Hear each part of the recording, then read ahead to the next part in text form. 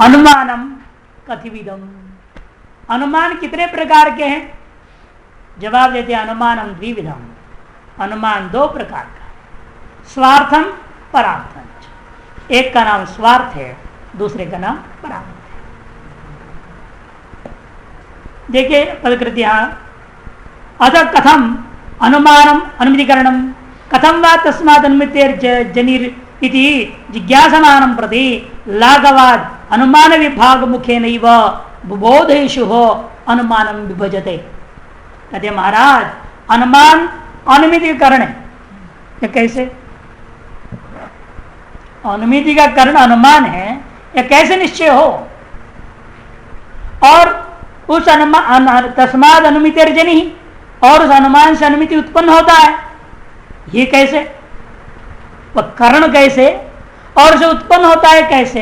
ये दो प्रश्न। जिज्ञासमानं प्रति, ऐसे जिज्ञासा करने वाले के प्रति जवाब सीधे नहीं दे रहे, ऐसे सुनो, सीधा नहीं बोल रहे। अनुमान इस प्रकार अनुमिति का करण हो गया, अतएव उस करण से अनुमिति ऐसा उत्पन्न हो गई, ऐसा सीधे सीधे नहीं बोल रहे हैं, किंतु लाघवात। क्यों नहीं बोल रहे? वैसे समझाना बड़ा गौरव काम है, समझेगा ही नहीं आदमी। सीधे सीधे कई बातें ऐसे होती है, सीधे सीधे बोलो तो दिमाग में घुसेगा नहीं, तो क्या करना पड़ता है? विभाजन पूर्वक कथन करना पड़ता है, तो सरलता पूर्वक आदमी के दिमाग में बैठाया जा सकता है। लाघवाद अनुमान विभाग मुखे नहीं हुआ, अनुमान का विभाग पूर्वक जो है बुबोधेशो, बोध कराने की इच्छा से जो ग्रंथकार अन्नम भट्ट जी अनुमान विभाजन करते हुए कथन कर रहे हैं। अनुमानमिति दैविध्यम दर्शित स्वार्थ परार्थम कहते। स्वार्थ क्यों कहते हैं? लोक व्यवहार में ये स्वार्थ है, स्वार्थी आदमी है, वो स्वार्थ नहीं लेना। यहाँ पर क्या है? स्वस्यार्थः, अर्थ मने प्रयोजनम, यस्मात् तत् स्वार्थमिति समासः। स्व का प्रयोजन जिससे सिद्ध होता है उसका नाम स्वार्थ। स्व का प्रयोजन क्या है? हम साध्य का निश्चय करना चाहते हैं पर्वत, साध्य का संशय हो गया है पक्ष में, उस संशय को निवृत्त करके निश्चय करना हम चाहते हैं, ये हमारा प्रयोजन है। वह प्रयोजन जिस साधन से सिद्ध हो जावे उस साधन का नाम स्वार्थ है। साधन कौन है? अनुमान रूपा है, स्वार्थानुमानम। स्वस्य अर्थ स्व प्रयोजन च स्वस्य अनुमेय प्रतिपत्ति, आगे ना। स्व का प्रयोजन क्या है यहां पर? कहते अपना प्रयोजन यही है, स्वस्य अनुमेय प्रतिपत्ति, अपना द्वारा जो निर्णय लिया गया है ये मेरा अनुमेय है।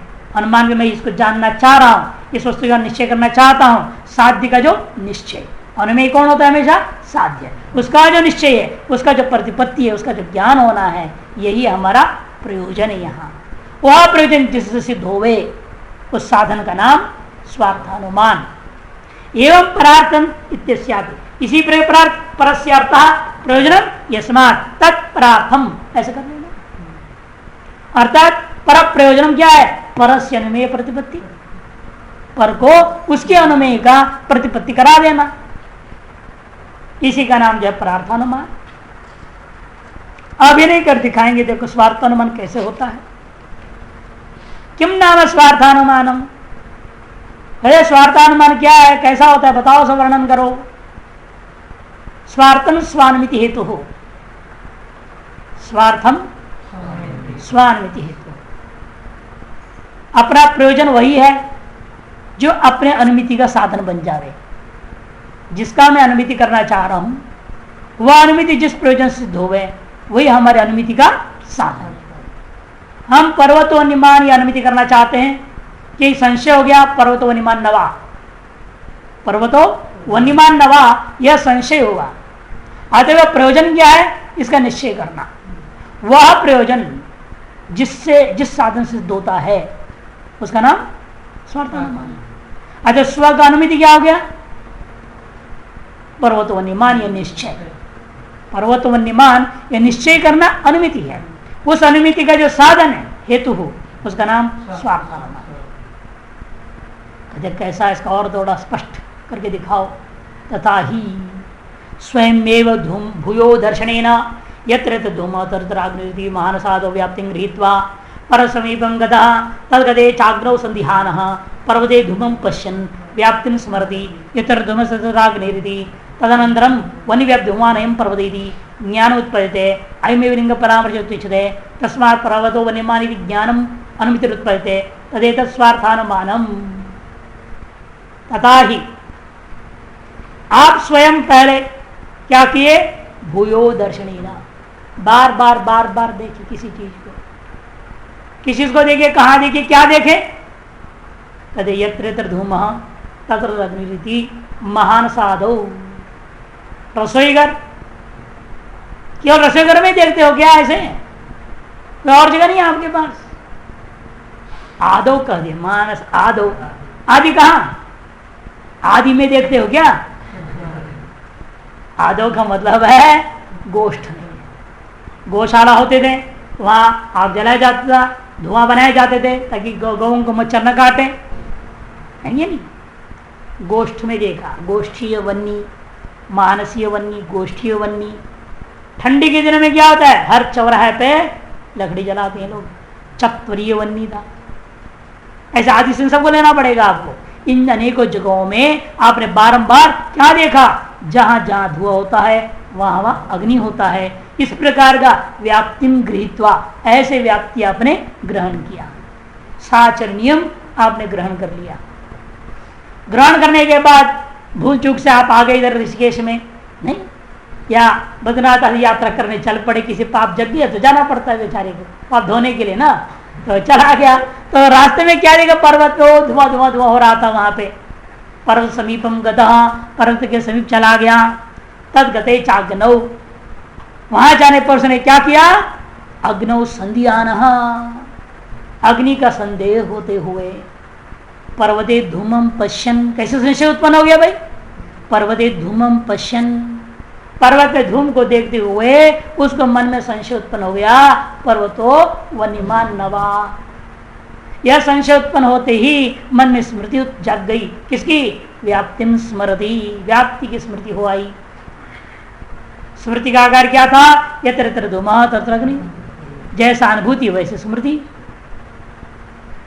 स्मृति का लाभ क्या हुआ, तदनंतरम वन्य व्याप्त धूमान अयम पर्वती ज्ञानम उत्पद्यते, तब उसके अंदर निश्चय हुआ, वो हो जो धुआं दिख रहा है साधारण धुआं नहीं है, वन्य निरूपित व्याप्ति का आश्रयभूत व्याप्ति जो धूम है तद्वान यह पर्वत है, ऐसा निर्णय कर लिया।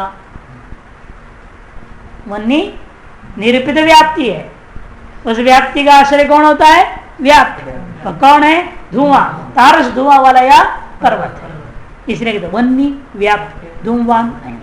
सीधे कह दिया वन्य व्याप्त धूमवान, इन तात्पर्य है वन्य निष्ठ व्याप्ति निरूपिता जो आश्रय भूत व्याप्य धूमवान अयम पर्वत है। यह ज्ञान उसके अंदर उस स्मृति व्याप्ति और दृष्ट पक्षधर्मता दोनों को जोड़ लिया, व्याप्ति विशिष्ट पक्षधर्मता बना लिया, तो परामर्श उत्पन्न हुआ। यमेव लिंग परामर्शित, इसी का नाम लिंग परामर्श। लिंग के सहायता से उत्पन्न व्याप्ति विशिष्ट ज्ञान होने से इसका नाम लिंग परामर्श कहा गया।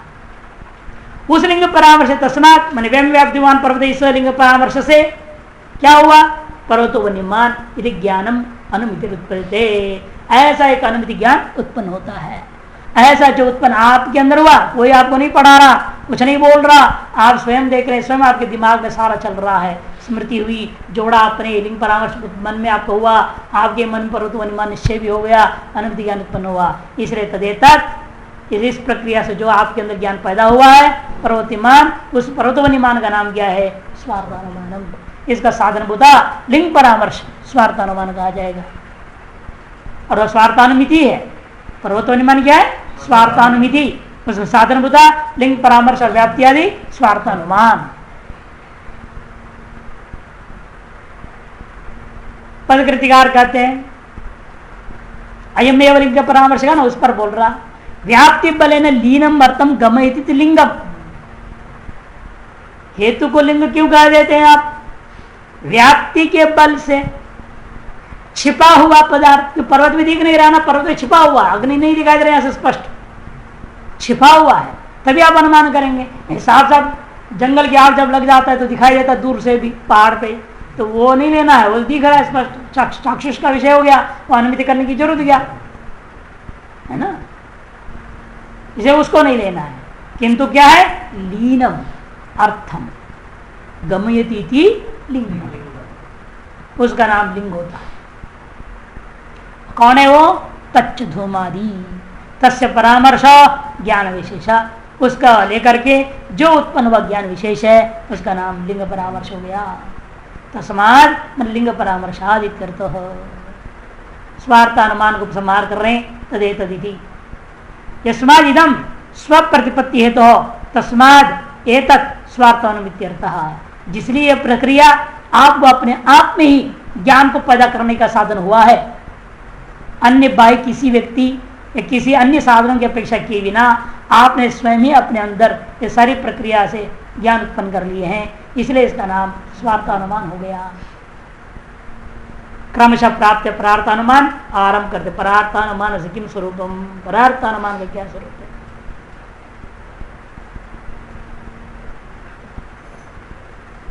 यत्तु स्वयं धूमाद अग्निमनुमाय परम प्रतिबोधयितुम पंचावय वाक्यम प्रयुज्यते तत्परार्थानुमानम। ये परार्थानुमान दूसरे के अनुमेय को, दूसरे का प्रयोजन क्या है, दूसरे का अनुमेय उसको बोध कराने के लिए है, लेकिन दूसरे का अनुमेय को आप बोध कराओगे, लेकिन आपको पहले उसका बोध होना चाहिए तभी तो दूसरे को बोध कराओगे। स्वयं आप ना जाने तो कैसे कराओगे दूसरे को, इसलिए पहले स्वयं जाना आपने। इसलिए यत स्वयं धूमात, यत स्वयं आप धूमात अग्नि अनुमाय, अग्नि का आपने अनुमान कर लिया है, स्वार्थानुमान से स्वार्थानुविधि आपने कर लिए हैं। तत्पश्चात आप क्या करना चाह रहे हैं, हम परम प्रतिबोधयितुम, दूसरे को बोध कराने के लिए 5 अवयवभूत वाक्यों को जोड़े। पंचावय वाक्यम प्रयुज्यते, 5 अवयवों वाला एक वाक्य पूरा मिला करके, 5 अवयव वाले एक वाक्य है, माने परार्थानुमान अवयवी है, उसमें 5 अवयव होते हैं। 5 अवयव वाला एक वाक्य रूप अवयवी को प्रयोग करोगे जो यत् तत्, उसका नाम परार्थानुमान होता है। ये 5 अवयव कौन कौन है, प्रतिज्ञा, हेतु, उदाहरण, उपनय और निगमन, ये 5। पहले प्रतिज्ञा करेंगे, फिर अपनी प्रतिज्ञा साबित करने के लिए आप हेतु प्रदर्शन करोगे, और हेतु के द्वारा प्रतिज्ञा सिद्ध कैसे होगा, एक तदर्थ आप एक दृष्टांत में उस हेतु से निरूपित व्याप्ति को, हेतु जिसका आश्रय ऐसी व्याप्ति को दिखाओगे।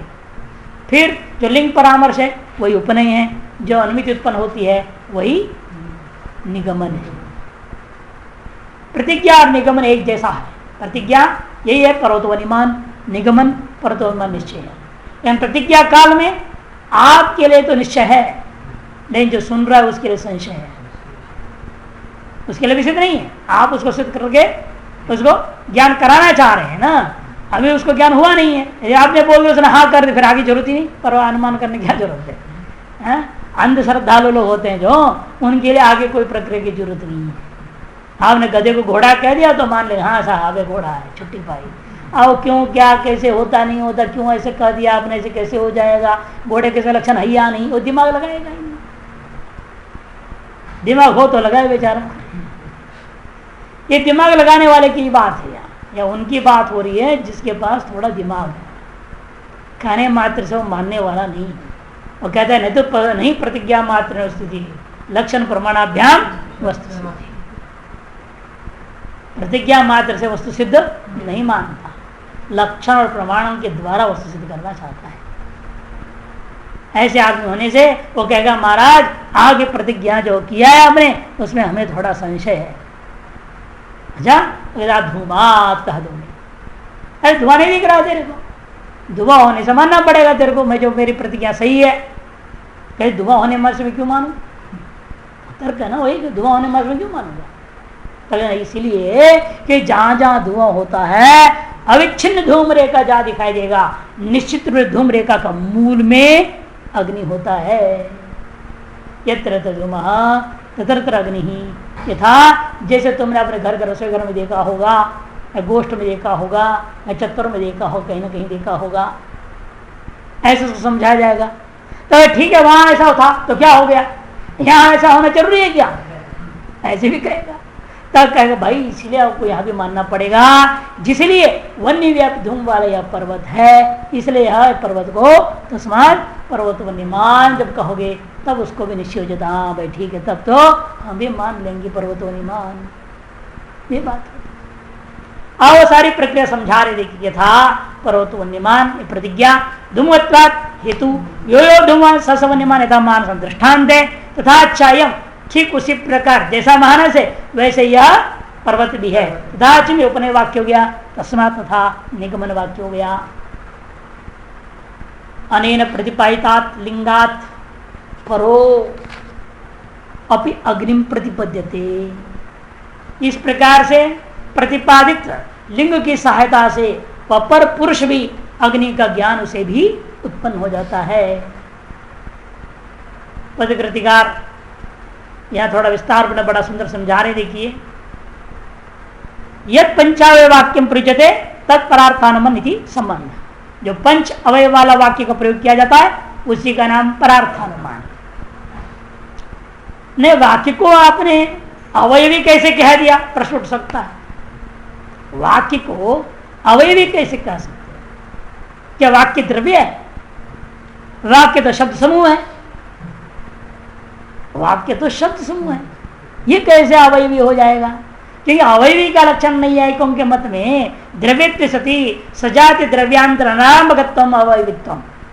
जो द्रव्य होता हुआ सजाति द्रव्यांतर का अनारंभक जो होता है उसका नाम अवयवी होता है कि नहीं? अब यह कैसे घटेगा? द्रव्यत्व तो है नहीं वाक्य में। पंच अवयव वाला एक अवयवी भूत वाक्य ऐसे कैसे घटाओगे? तब कहेंगे हाँ अवयवित्वम का तात्पर्य क्या? अवयवत्वम, इतना ही हमारा लक्षण है। अवयवत्वम अवयवित्वम, अवयव वाला होने से उसको अवयवी कहा देना। वो अवयवी का लक्षण यहां से आप कोई लेन देन नहीं है। 5 छोटे छोटे वाक्य प्रयोग कर रहे हैं आप। पर्वतोनिमान एक वाक्य, धूमोत्पाद दूसरा वाक्य, यो यो धुमासम तीसरा, तथा चयम चौथा, तस्मा तथा पांचवा। 5 वाक्यों का आपने प्रयोग किया छोटे छोटे। इन 5 को मिलाकर के एक वाक्य मान रहा हूं, इसलिए 5 को अवयव कहा जाएगा। उनसे समुदित होकर के जो अनुभूति होती है वह एक वाक्य मान करके उसको अवयवी संज्ञा दे दिया जा रहा है। यहाँ अवयवित्व का तात्पर्य पारिभाषिक अवयवित्व मानना है, लक्षण से नहीं ग्रहण करना है। अथ अवयवत्वम नाम द्रव्य समवाय कारणत्वम प्रतिज्ञादिषु तद संभवात कथम मेत्य अवयवास्यु। क्योंकि अवयव किसको कहते हैं? अवयवी का नाम लक्षण बता दिया, द्रव्यत्व सदी सजाति द्रव्यांतर अनारंभकत्वम। जैसे अवयवी घट को हमने अवयवी कहा, क्यों? घट से दूसरा घट बनेगा नहीं। घट बन गया तो घट बन गया, उससे कोई दूसरा अवयवी बनेगा क्या? सजातीय नहीं बन सकता। अच्छा, सजातीय द्रव्यांतर का अनारंभक हुआ, इसलिए घट को अवयवी कहते हैं और द्रव्य भी है। तारस अवयवी कहाँ रहेगा? अवयवों में रहेगा। अवयवी किसको कहते हैं? इसे समय कारणत्व। और वाक्य शब्द गुण है, वो समय कारण कभी हो ही नहीं सकता। वही करें अवयवित्व का लक्षण है द्रव्य समय कारणत्व, वह प्रतिज्ञादि में असंभवात कथम एक अवयवासियो। इनको आप अवयव क्यों कह रहे हो, कैसे कह रहे हो? यदि चेत अनुमान वाक्यैक देशत्वात्तो अवयवा इति उपचर्यते इति गृहाण। औपचारिक प्रयोग है, वास्तव में नए अवयव हैं और कुल मिलाकर के इनको कोई अवयवी नाम का चीज भी नहीं है। औपचारिक प्रयोग है। अनुमान के वाक्य का एक देश होने से इनको अवयव कह दिया। अनुमान वाक्यैक देशत्वात्तो अवयवा इति उपचर्यते इति ग्रहण। ऐसा तुम ग्रहण करो, निश्चय कर लो। ननो एवमपि पंचावय वाक्यस्य अनुमानत्वमेव न विचारसम तस्य लिंग परामर्शत्वाभावात् इति चेत् मैवम्। फिर भी ये पांचों अवयव मिला करके अनुमान संज्ञा तो हो नहीं सकता। अनुमान तो लिंग परामर्श को कहते हैं प्राचीन मत में। तो पांचों को मिलाकर के अनुमान संज्ञा कैसे दे दिया? बल्कि पांचवा तो अनुमिति है। यहाँ अनुमिति को भी अनुमान कोटि में घुसा दिया आपने, कैसा होगा? अनुमिति को मिलाकर के अनुमान संज्ञा थोड़ा होगा। अनुमिति के जो करण है, जो साधन है, उसका नाम अनुमान। इसलिए चार का ही नाम अनुमान होना चाहिए, पांचवा तो अनुमिति है। बल्कि चार भी नहीं, पहला वाला भी अनुमिति ही है। आपने जो अनुमान कर लिया, अनुमान से अनुमिति कर लिया है, उसका प्रतिज्ञा बोल रहे हो परतो अनुमान। इसे बीच का तीन को ही होना चाहिए अनुमान संज्ञा। पांचों को मिला के आपने अनुमान संज्ञा कैसे कर दिया? है नहीं? पूर्व पक्ष बड़ा सुंदर पूछ रहा है। देखिए, पंच अवयव वाक्य अनुमान न विचारसम, पांच अवयव वाला इस वाक्य समूह को अनुमान संज्ञा देना विचार सह नहीं हो सकता। क्यों? पांचों को मिलाकर के लिंग परामर्शत्व अभावाद इति चेतमैवम्। लिंग परामर्श प्रयोजक लिंग प्रतिपादकत्वेन अनुमानमिति उपचार मात्रता, ये भी औपचारिक ही है। क्यों? लिंग परामर्श का प्रयोजक, लिंग परामर्श का तो प्रयोजक कौन है? लिंग धूमवत्वात्, वो यहां पर है। उस लिंग का प्रतिपादक, लिंग का प्रतिपादक होने से इसको भी अनुमान करके औपचारिक व्यवहार हम कर रहे हैं। तद्वार देखा तथा चयमिति अयंच पर्वतः तथा मन वन्यव्याप्तिमान इत्यर्थ। सीधा उपनय में चले, तथा च अयम स्पष्ट करते हैं। तथा अयम च, अयम कौन है? पर्वत। तथा का मतलब वन्यव्याप्तिमान इत्यर्थ। अयम पर्वत तथा मन यह जो पर्वत है उस प्रकार है, मने जैसा आपका महानस वन्यव्याप्त धूम वाला था उसी प्रकार यह पर्वत भी वन्यव्याप्त धूम वाला है। तस्मात् तथाकार क्या होगा? वन्यव्याप्त धूमत्वाद वन्यमान इत्यर्थ। वन्य व्याप्त धूम वाला होने से यह पर्वत वन्य वाला है। अनेन पंचावयव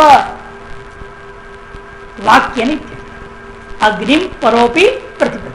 इस पंचावय वाले वाक्यों के माध्यम से पर पुरुष भी अग्नि का ज्ञान कर लेता है, उसको भी अग्नि का ज्ञान हो जाता है पर्वत में। अब ये पंचावय कौन कौन है? इनका नाम जो तो अग्नि हुआ है दृष्टांत में, इनका संज्ञा बताओ, इनका लक्षण बताओ, सब बताओ। पंचावय वाक्य ये पांच अवय कौन कौन है? प्रत्येक हेतु उदाहरण उपनय निगमनानि पंचावयवाः। प्रतिज्ञा हेतु उदाहरण उपनय निगमन, यही पांच अवयव है। अभिनय से फिर बता रहे परतो अनुमान थी प्रतिज्ञा। साध्य विषय पक्ष ज्ञान का नाम प्रतिज्ञा। धूमत्वादि हेतु ज्ञान है।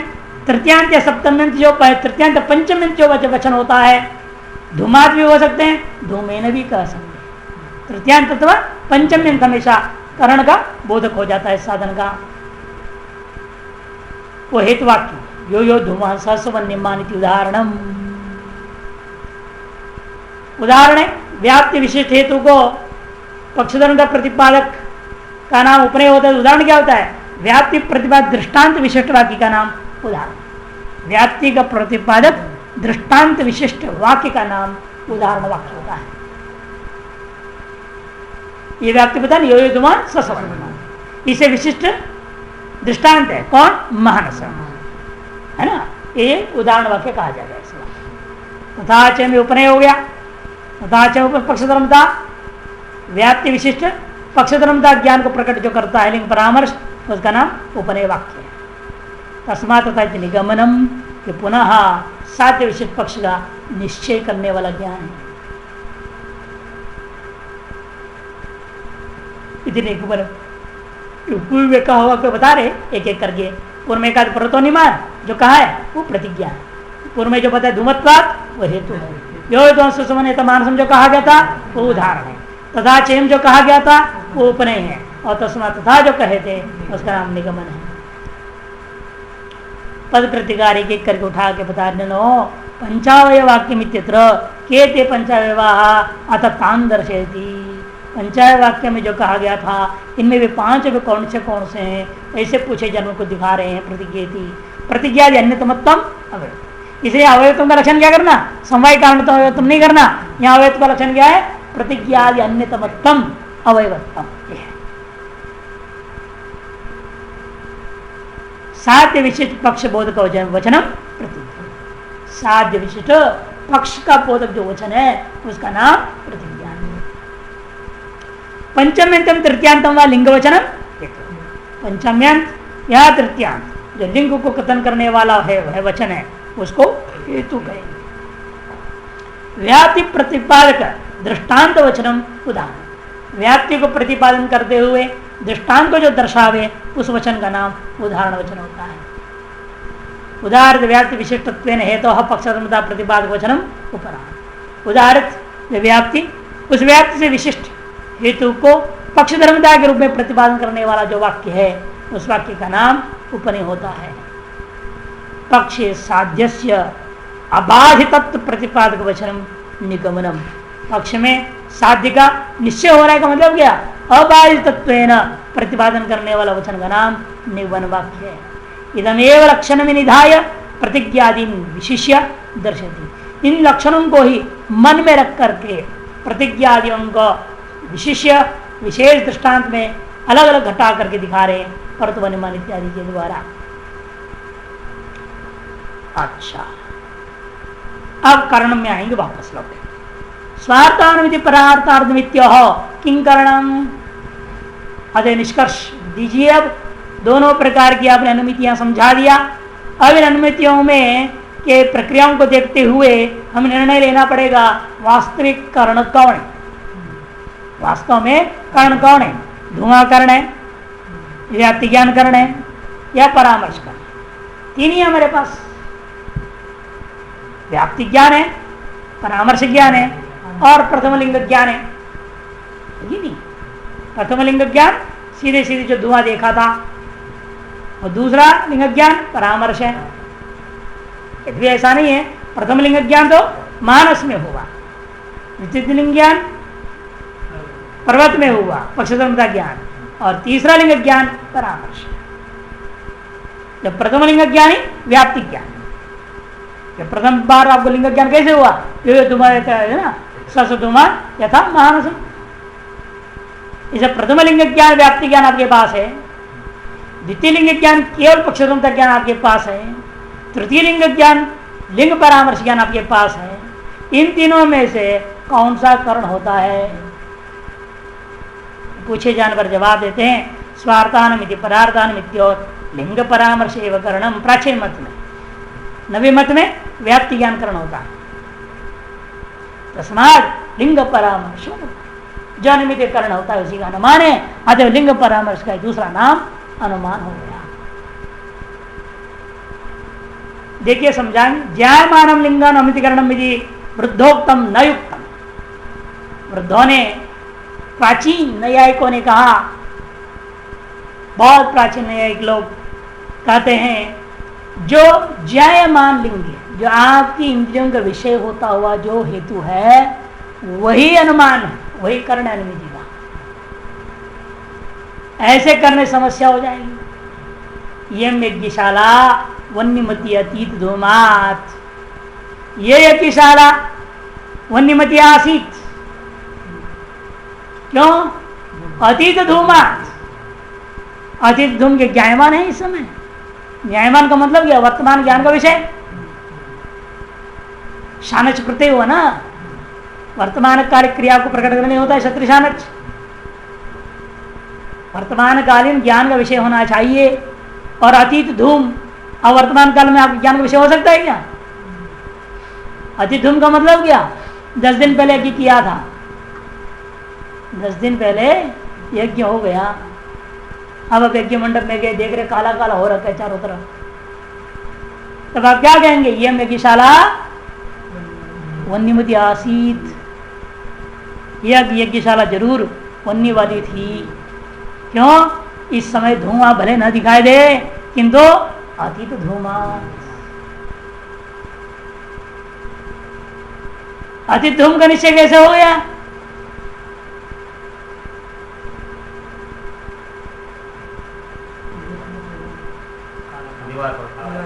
हाँ, उसको क्या बोलते हैं संस्कृत में, धुआं का लक्षण बता दिया तो भूल गए ना। कज्जल के सत्य नेत्र कटुकत्व धूमत्व, कज्जल जनकत्व स्थिति, कज्जल बोलते हैं उसको, काजल बोलते हैं हिंदी में, काजल, काला करने काला डालते नाक में, काला काला काजल कैसे बनता है, ऐसे तो बनता है। ये जो काला काला दिख रहा है वो काजल बन गया है धुआं की वजह से। कज्जल जनकत्व सती, कज्जल जनकत्व सती नेत्र कटुकत्वम, नेत्र कटुकत्वम धूमत्वम। जो कज्जल को पैदा करता है, कालिक को, और आंखों को कटु महसूस होता है, इसलिए पानी आ जाता है, ऐसा वस्तु का नाम धुआं होता है। अब जो वाष्प वगैरह में लक्षण घटेगा ये, उस दिन कहा वाष्प, इसलिए तो उस दिन लक्षण बताया था मैंने कि वाष्प से कालापन पैदा नहीं होता, न वाष्प से आपके आंखों से पानी टपकता है। दोनों लक्षण वाष्प में नहीं है, इसलिए वाष्प धुआं नहीं है। अब आपने कज्जल देखा, यज्ञशाला के खंभों में छत पे कज्जल देखा, काजल सा बना हुआ है, काला काला बना हुआ है, उससे अतित धूम का आपने पहले निश्चय किया, फिर अतित धूम से वन्यमति आसित निश्चय होता है। ये ज्ञायमान लिंग नहीं है, फिर भी अनुमति हो गई। इसे वृद्धों का कथन जो था, ज्ञायमानम लिंगानुमति करणमिति वृद्धोक्ता न युक्ता ये में किशाला वन्यमति अति दुमाद इत्यादि लिंगाभावेपि अनुमिति दर्शनार्थ, या लिंग वर्तमान काल में न रहने पर भी अनुमिति होता हुआ देखने को मिलता है। इति अभिप्रायवान, इस अभिप्राय को मन में रखते हुए कहा लिंग परामर्श एव करणम इति आचष्टे, लिंग परामर्श को एक कर्ण करके कहा है, लिंग परामर्श एव करणम। अनुमानम उपसंहरति, इसे अनुमान तो उपसंहार करते हुए तस्मात् लिंग परामर्शो अनुमान।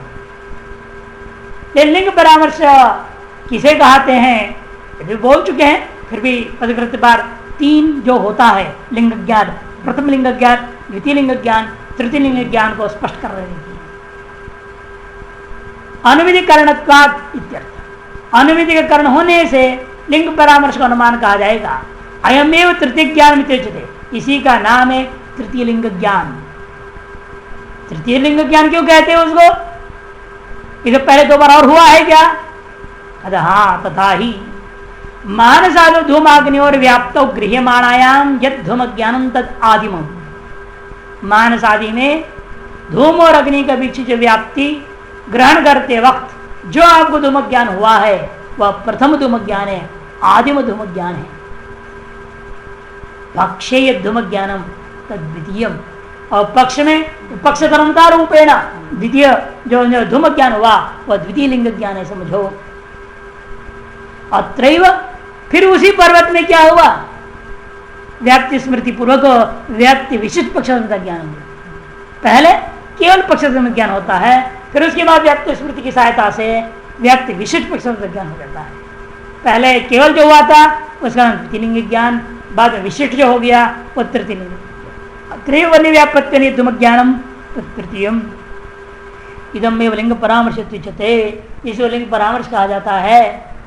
अनुमान विधि व्यापार और कारण करणम विधि मत है, लेकिन समस्या है लिंग परामर्श को भी हम करण इसे नवी मत में नहीं मान सकते कि नवी मत में आपने कर्ण का लक्षण क्या कहा, असाधारण कारणम करणम इतना ही नहीं कहा, किंतु व्यापारवत्वे सती असाधारण कारणम करणम कह दिया।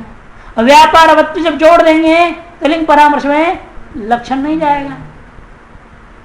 आसान कारण कोटि में तो ही सारे के सारे, इसे आसान कारणत्व ना इतना ही लक्षण लोगे तो लिंग परामर्श अनुमान कहा जा सकता है।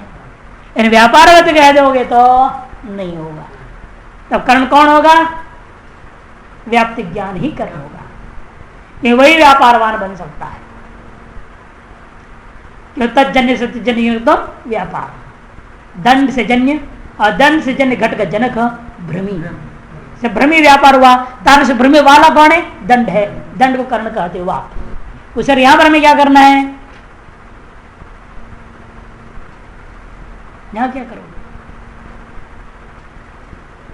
व्याप्ति ज्ञान जन्यम, व्याप्ति ज्ञान जन्य का जनक, व्याप्ति ज्ञान से जन्य परामर्श, परामर्श, और उस व्याप्ति ज्ञान से जन्य अनुमिति का जनक भी है परामर्श। और जब परामर्श हो गया व्यापार है ही नहीं, तारस व्यापार वाला कौन हो गया? व्याप्ति ज्ञान, उसी को करण माना जाएगा नव्य मत में। वही करें व्यापार कारणम करणम इति मते व्याप्ति ज्ञानम एवं अनुमानम लिंग परामर्श व्यापार इत्यवश्यम। इसी व्याप्ति ज्ञान को कर्ण मानो और लिंग परामर्श को व्यापार करके निश्चय कर लेना चाहिए कि व्यापार का लक्षण परामर्श में चला जाएगा। कैसे जाएगा? व्याप्ति ज्ञान से जन्य परामर्श, और व्याप्ति ज्ञान की सहायता से जन्य जो मुख्य कार्य कौन है? अनुमिति, उसका जनक भी है परामर्श। तो तज्जन्य स्थिति जन्य जनकत्व ये परामर्श में आ गया, और द्रव्य भिन्नत्व भी है। परामर्श ज्ञान रूप गुण है, द्रव्य नहीं है। तो द्रव्य अन्य स्थिति तज्जन्य स्थिति तज्जन्य जनकत्व परामर्श में आ जाने से परामर्श व्यापार हुआ। तारस परामर्श भी व्यापार को पैदा करने वाला कौन है? व्याप्ति ज्ञान। इसे व्यापार वाद्य हो गया आपका व्याप्ति ज्ञान, और असाधारण कारण कोटि में वो है। अतएव असाधारण कारण भी होने के कारण से व्याप्ति ज्ञान कोई कारण मानना चाहिए। लिंग परामर्श व्यापार हो गया, कार्य आपका अनुमिति ये सिद्ध हो गया। इत्यवश्यम।